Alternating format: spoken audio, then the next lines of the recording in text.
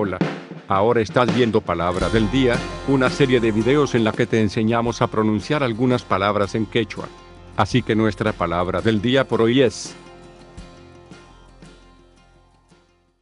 ella, ella, ella, la palabra quechua.